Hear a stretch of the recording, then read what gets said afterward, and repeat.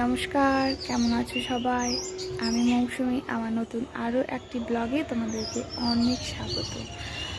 তো কাল রাতে প্রচণ্ড ঝড় বৃষ্টি হয়েছে, তো সেই জন্য উঠোনে দেখতে এলাম যে গাছগুলোর কী অবস্থা। তো চলো তোমাদেরকে একটু ঘুরে দেখাই।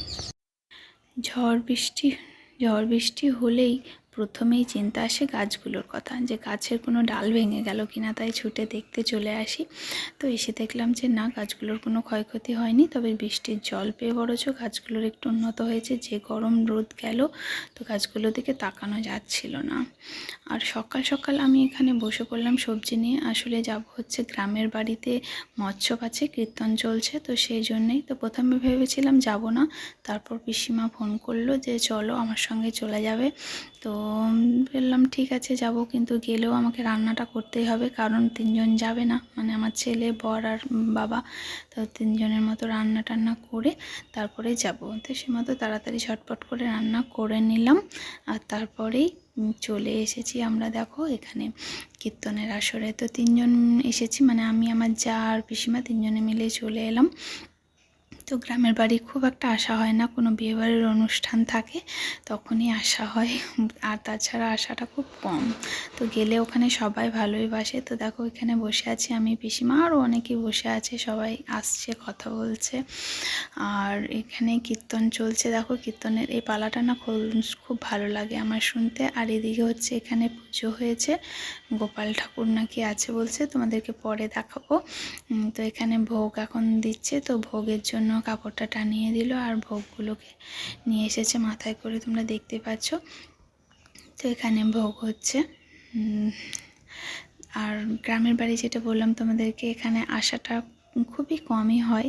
সবাই যে কোনো অনুষ্ঠান হলেই সবাই বলে যেও যেও, এসো, এরকমটা কিন্তু আসা হয় না অনেকটা। আসলে পরিচিত খুব একটা, মানে না আসা থাকলে যেটা হয় আর কি, সেই জন্যই। আর কেউ থাকে না তো গ্রামের বাড়িতে, যদি কেউ থাকতো তাহলে অনুষ্ঠান বিষয়ে আসা যায়, এরকম ব্যাপার। তো কীর্তন সত্যি শুনতে খুব ভালো লাগে। কীর্তন শুনতে শুনতে মানে এক নাগাড় শুনতে থাকলে বেশ ভালোই লাগে। পালাটা বোঝা যায় কি পালা চলছে না চলছে, তবে এই পালাটা আমার খুব ভালো লাগে। আর এখনকার এই যে দেখতে পাচ্ছ, সাপ নিয়ে বাজিগরের খেলা দেখাচ্ছে আর কি, শ্রীকৃষ্ণ বাজিগর সেজেছে। তো সেই বাজিগর আর এই রাবারের সাপগুলো নিয়ে না খুব মজা করছিল কীর্তনিয়া, মানে সবার গায়ে গায়ে ছুঁড়ে দিচ্ছিল। আর এখনকার রাবারের সাপগুলো দেখো একবারে মানে সত্যিকারের সাপের মতোই লাগে। তো অনেক বয়স্ক মানুষ সামনে বসেছিল, তো তারা খুব ভয় খেয়ে যাচ্ছিল। তো যাই হোক, কীর্তন হলো, আর কীর্তন শেষ হয়ে যাওয়ার পরে এখানে ভোগ আরতি চলছে। তো এখানে দেখো এই ঠাকুরগুলোকে এনে রাখা হয়েছে, গোপাল রাখা আছে। আর কীর্তন শেষে সবাই সবার সঙ্গে কথা বলছে, মানে যে যার অনেক দিন পর দেখা হলে যা হয় আর কি। আর চলো তোমাদেরকে আমাদের পুরোনো বাড়িটা ঘুরিয়ে দেখাই। এই যে দেখছো ফাঁকা জায়গা, আর এটা হচ্ছে পুরোনো বাড়ির অবশিষ্ট আছে আর কি। এটা পাকা বাড়ি ছিল, সেই জন্যই অবশিষ্ট আছে। আর মাটির বাড়িগুলো সব ভেঙে গেছে। আমি একটা বাড়ি আধখানা দেখেছিলাম অনেক আগে যখন এসেছিলাম। তো আর এবার প্রসাদ বিতরণের পালা। তো চলো এখন খেয়ে নিই।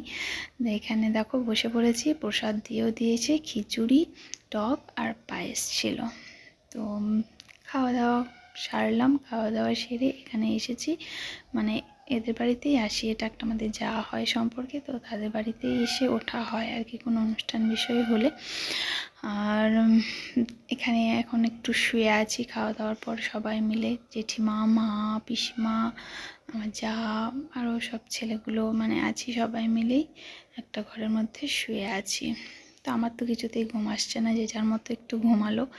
তারপরে দেখলাম যে ধুলোট বেরিয়েছে, মানে এদের এখানে নিয়মটা আমি একটু আলাদা দেখলাম, যে কীর্তন শেষ হয়, ধুলোট বেরোয়, তারপর খাওয়া দাওয়া হয়। তো এখানে এদের বিকালবেলায় মানে ধুলোটটা করে আর কি, সব খাওয়া দাওয়া কাজ টাজ সেরে। তো দেখতে পাচ্ছ দুদল ধুলোট এসেছিলো, ধুলোটে খুব বেশ মজা করছিল। আর আবির, শুধুই আবির, যেন আমাকে আবির মাখিয়ে কী অবস্থা করেছে দেখো। আর ধুলোট বাইরে যেতেই পারলো না, কারণ পড়ছিল বৃষ্টি, প্রচণ্ড বৃষ্টি চলে আসাতে কেউ করতে পারছিল না, বেরিয়ে আর যেতে পারলো না, গ্রাম ঘুরে ধুলোটে যেহেতু। আর এখানে গ্রামের বউ মেয়েরা সবাই নাচছিল, খুব আনন্দ করছিল। যাই হোক, চলো বৃষ্টি ছেড়ে এবার আমাদেরকে বাড়ির উদ্দেশ্যে। তো বাড়ি চলে এসেছি। বাড়ি এসে পিসিমা, মা গল্প করছে। হচ্ছিল আর আমি রান্না করছিলাম। তো চলো আজকে ব্লগটা এখানেই শেষ করছি।